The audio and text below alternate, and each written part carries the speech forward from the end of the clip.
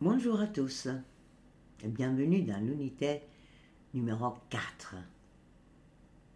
Dans cette unité, on verra tous les autres phénomènes de la grammaire anglaise qu'on rencontre plutôt dans la vie quotidienne.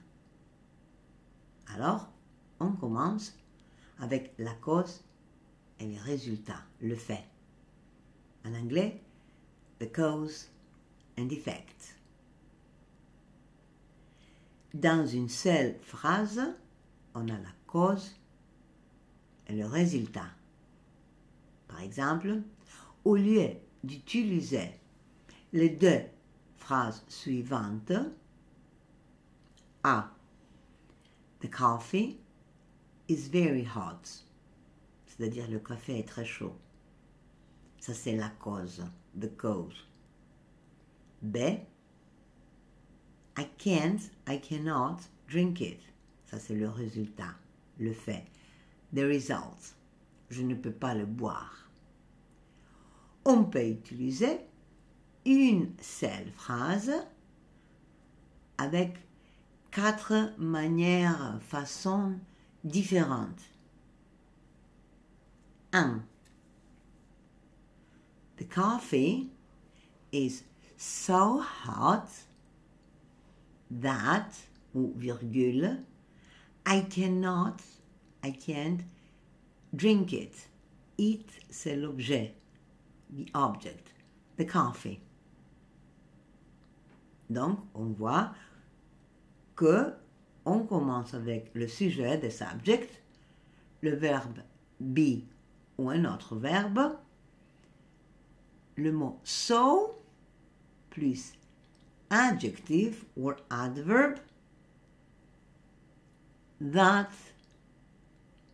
clause, qui est le résultat. He drove so carelessly that he had an accident. 2. It is such hot coffee that I can't drink it. On commence avec it, c'est-à-dire en général, is such. Ici, comme vous pouvez voir la cloche, il faut faire très attention parce qu'il faut être sûr que le nom n'est pas un uncountable noun. Alors, la structure générale sera subject, le verbe be, such plus adjective, noun, nom, that, clause. 3. The coffee is too hot for me to drink. La structure générale, c'est subject, le verbe be ou un autre verbe, to plus adjective ou adverb, for somebody, qui n'est pas nécessaire, to do. Ici, il faut remarquer que même que la phrase est dans l'affirmatif, le sens est négatif. Je ne peux pas boire le café, enfin. 4. The coffee is not cool enough for me to drink. La structure générale, c'est subject, le verbe be ou un autre verbe, soit au négatif, soit à l'affirmatif, plus adjective ou adverb, le mot enough, for somebody qui n'est pas nécessaire, to do. Il faut remarquer que dans les phrases 3 et 4, il n'y a pas d'objet à la fin de la phrase. Afin de ne pas être confondu avec la structure du mot enough,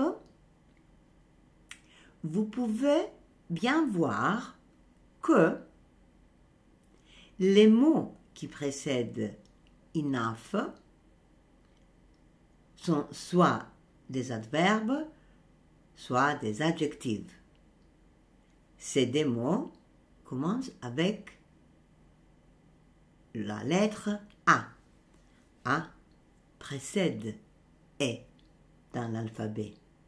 Par exemple, good enough. Good, c'est un adjectif. Well enough. Well, c'est un adverbe. Par contre, le mot enough précède un nom, un noun. Noun commence avec la lettre 1. Donc, dans l'alphabet, E précède la lettre N.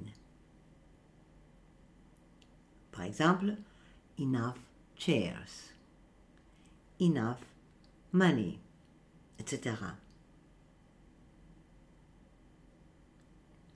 Le mot so est toujours avec un adjectif ou un adverbe.